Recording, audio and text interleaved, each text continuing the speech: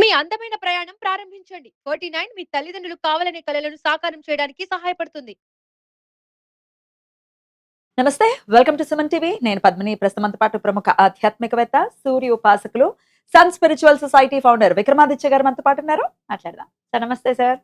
సూర్యోస్మి తల్లి. సార్ ఒక చిన్న పర్సనల్ క్వశ్చన్. అడగమ్మా. నిజమే చెప్తారు, నాకు మీ మీద నమ్మకం. అడగనా? నిజమే చెప్తాను కదా. చెప్తారు. ఆ. మీ ఏజ్ ఎంత సార్? ఎంత ఉండొచ్చు? 42, 40 plus, 45 plus, 45 plus. Near by 50. అసలు అలా కనిపించారు ఎప్పుడు మీరు. మీరు ఇంకా ఆశ్చర్యపోతారు ఉండే కొలది. ఇప్పుడు నేను చేస్తున్న సాధనలో మీరు ఇంకా ఆశ్చర్యపోక్కర్లేదు.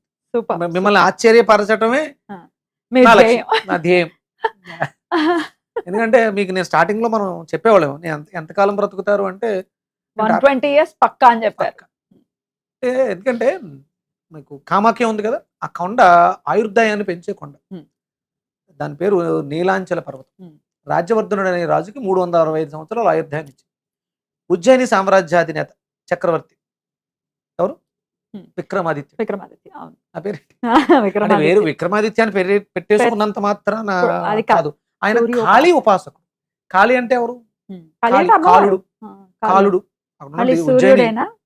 కాలానికి అధిపతి కాళీ. ఆయన ఉపాసకుడే. విక్రమాదిత్యుడు కూడా సూర్య ఉపాసకుడే. ఆయన 2000 సంవత్సరాలు జీవించారు అని మనకి పురాణాలు చెప్తున్నాయి, శాస్త్రాలు చెప్తున్నాయి. కాబట్టి మరి ఆ పేరు పెట్టుకుని ఆ సాధనలో ఉండి జీవించకపోతే ఎట్లా? అది కూడా హెల్దీగా. ఇప్పుడు ఇదంతా ఎందుకు తీసుకున్నాను అంటే మీ హెయిర్ చాలా హెల్దీగా చక్కగా మెయింటైన్ చేస్తున్నారు. అంటే ఆల్మోస్ట్ ఒక 4 years నుంచి చూస్తున్నాను.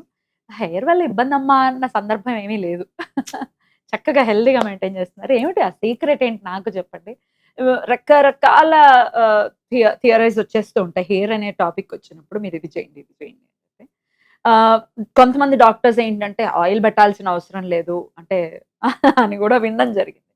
మాయిశ్చర్ గా ఉంటుంది తప్ప ఆయిల్ అవసరం లేదు అని. అసలు రోజు హెయిర్ కి ఆయిల్ పెడితే వచ్చేటటువంటి లాభాలు ఏంటి? అట్లాగే ఈ హెయిర్ అసలు ఇబ్బంది పడకుండా ఉండాలి, హెయిర్ లాస్ అవ్వకుండా ఉండాలి, హెయిర్ ఇట్లా చక్కగా హెల్దీగా ఉండాలి అని అంటే ఏం చేయాలి? చచ్చిపోతున్నారు ఎక్స్టెన్షన్స్ అవి. నాకైతే లేదు కానీ పెట్టించుకుంటున్నారు. ఇప్పుడు అంటే సహజంగా మనం అందరం చూసేది కేవలం బాహ్య సౌందర్యం. ఇది అంతర్గత అవయవాల తాలూకు మేజర్ ఏదైతే పార్ట్స్ ఉంటాయో అంటే బ్రెయిన్, దాని రక్షణ కోసం హెయిర్ని ఇక్కడ పెట్టారు.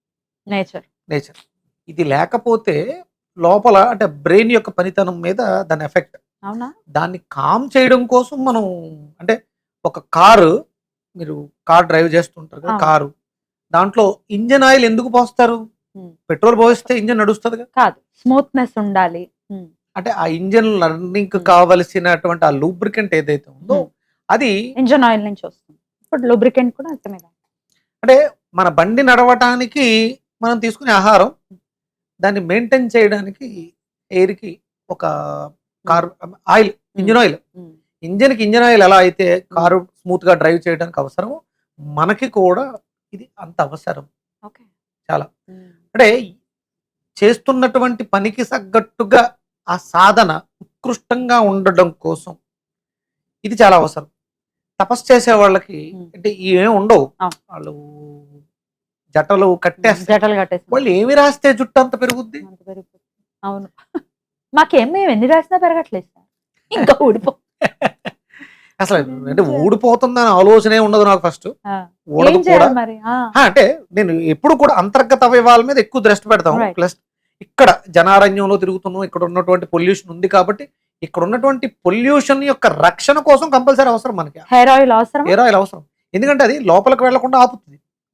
డస్ట్ అంతా వెళ్లకుండా ఆ డస్ట్ ని, ఇక్కడ ఉన్నటువంటి పొల్యూషన్, కెమికల్స్ ఇవన్నిటిని అది అబ్జర్వ్ చేసుకుంటది. బట్ డాండ్రఫ్ ఉన్న వాళ్ళు డెఫినెట్ గా ఆయిల్ ని అవాయిడ్ చేయండి అని వింటుంటారు. డాండ్రఫ్ ఉన్న వాళ్ళు ఆయిల్ అవాయిడ్ చేయండి, ఇంటేక్ ఆయిల్ అవాయిడ్ చేయండి. అది లోపలికి వెళ్ళి ఎసిడిక్ నేచర్ గా మారి అది డాండ్రఫ్ గా బయటకు వస్తుంది. మీరు తల మీద దాని గురించి మాట్లాడతారు. హెయిర్ ఆయిల్ పెట్టాల్సింది కంపల్సరీ. ఎన్నాళ్ళు? కొబ్బరి నూనె వారంలో ఎన్ని రోజులు పెట్టాల్సింది? నేను కంపల్సరీ వారంలో 3-4 రోజులు పెడతా. అంటే ఒక్కొక్కసారి అవసరాన్ని బట్టి నాకు తెలుస్తూ ఉంటుంది. నేను కొంచెం ఎక్కువ స్ట్రెయిన్ అయినప్పుడు కొంచెం లైట్గా పలచబట్టం, ఆ ఎనర్జీ తగ్గినట్టు అనిపిస్తూ ఉంటుంది. అప్పుడు రోజు పెట్టేసి అంటే వాకింగ్కి వెళ్ళే ముందు 5 గంటలకు ఆయిల్ పెట్టుకుని వచ్చిన తర్వాత 7:30-8 గంటలకి స్నానం హెడ్ చేసేస్తాం. బాత్ చేసేస్తాం. తలస్నానం చేసేస్తాం. 3-4 అవర్స్. ఆ. ఒక్కొక్కసారి నైట్ పెట్టేస్తాం. ఉమ్. ఈవినింగ్ పెట్టి వాకింగ్ వెళ్ళొచ్చేస్తాను. తర్వాత మామూలు నార్మల్ స్నానం చేస్తాం. మళ్ళీ మార్నింగ్ నార్మల్ గా Right. షాంపూ పెట్టి వాష్ చేస్తాం. Right. అంటే ఇవి కేవలం బాహ్య సౌందర్యమే కాదు, అంతర్గత అవయవాల యొక్క ఆరోగ్యము. రక్షణ.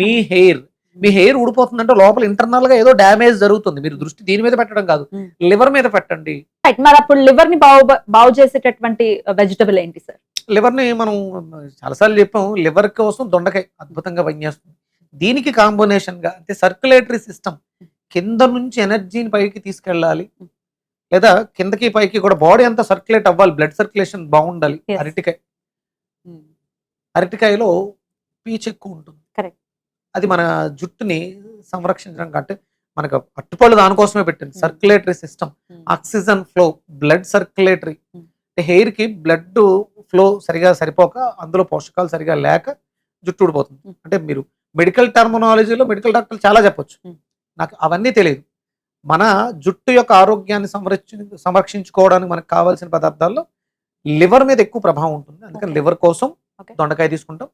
అలాగే హార్ట్ పంపింగ్, బ్లడ్ క్వాలిటీ, దాంట్లో ఎంజైమ్స్ ఒక రకంగా చూస్తే పవర్, ఎనర్జీ, బ్లడ్ యొక్క క్వాలిటీ ఆఫ్ బ్లడ్ అని ఇచ్చేది అరటికాయ, పచ్చి అరటికాయ. ఇవి రెండు కూడా చాలా అద్భుతంగా మనకి హెయిర్ గ్రోత్ పెరగడానికి. నేను దొండకాయలు బాగా తింటాను. అరటికాయ ఇవాళ కూడా అరటికాయ కర్రీగా ఉంది, జ్యూస్, మార్నింగ్ జ్యూస్ కూడా అరటికాయ. ఓకే, అంటే రెగ్యులర్ డైట్ లో కూడా ఈ జ్యూస్ తీసుకుంటూ రెగ్యులర్ గా అరటికాయ తినటం, రెగ్యులర్ గా దొండకాయ తినటం అంటే చేయాలి. ఇప్పుడున్నటువంటి పరిస్థితులలో ఈ సమస్య యూత్ లో ఎక్కువగా ఉంది కాబట్టి కంపల్సరీ ప్రతిరోజు ఈవినింగ్ టైంలో ఒక అరటికాయ జ్యూస్, పచ్చి అరటికాయ జ్యూస్, ఒక అరటికాయ జ్యూస్ తీసుకోవడం ద్వారా మీకు హెయిర్ ప్రాబ్లం తగ్గుతుంది. హార్ట్ అటాక్స్ అనే భయం ఎక్కువగా ఉంది కదా, అది లేకుండా ఉంటుంది. మీ గుండెని పదిలంగా కాపాడుతుంది పచ్చి అరటికాయ. Amazing sir. అయితే ఈ కాంబినేషన్ ఎట్లా జ్యూస్ చేసుకోవాలో ఒకసారి చెప్పండి. ఇవి రెండు విడివిడిగానే, దొండకాయలు విడిగా, దొండకాయలు తాగేసిన తర్వాత ఒక పచ్చి అరటికాయ,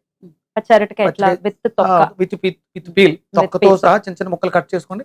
ఒక అరటిపండు వేసుకోండి, టేస్ట్ బాగుంటుంది, చాలా బాగుంటుంది, స్మూతీగా ఉంటుంది, అద్భుతంగా ఉంటుంది. లేదు అనుకుంటే మీరు బెల్లం వేసుకోవచ్చు టేస్ట్ కోసం, లేదు సాల్ట్, వాటర్ పోసుకొని మెత్తగా గ్రైండ్ చేసి జ్యూస్ చేసుకోండి. ఇంకా అవకాశం ఉంది అనుకుంటే కొంచెం మ్యాంగో సీడ్ పౌడర్ వేసుకోండి, అందులో B12 ఉంటుంది, హెయిర్ గ్రోత్ కి చాలా అద్భుతంగా ఉపయోగపడుతుంది. మ్యాంగో సీడ్ పౌడర్, పచ్చి అరటికాయ, బెల్లం ఆర్ బనానా, అరటిపండు, లేదంటే స్వీట్ కోసం ఇంకా డ్రై ఫ్రూట్స్, ఖర్జూరం, ఎండు ఖర్జూరం ఇలాంటివన్నీ వేసుకోవచ్చు.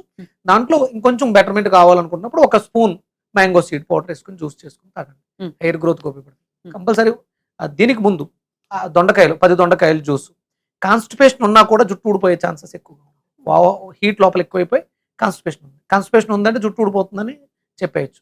దానికి దొండకాయలు అద్భుతంగా పనిచేస్తాయి. ఇప్పుడు నాలాగా నేను లాక్టేటింగ్ మదర్, నేను పాలిస్తున్నాను నా బిడ్డకి, నాకు బాగా భయంకరంగా ఊడిపోయింది. బట్ అమ్మమ్మ వాళ్ళు చెప్పేది ఏమిటంటే ఎంత ఊడిపోతుంది అంత మళ్ళీ తిరిగి వస్తుంది, ఏం కంగారు పడద్దు అని చెప్తారు. నిజంగానే వచ్చింది, పాప అప్పుడు వచ్చింది, ఇప్పుడు మరి ఇంకా ఊడిపోయే స్టేజ్ లోనే ఉంది. అప్పుడు కూడా ఇది పనిచేస్తుంది, అద్భుతంగా పనిచేస్తుంది.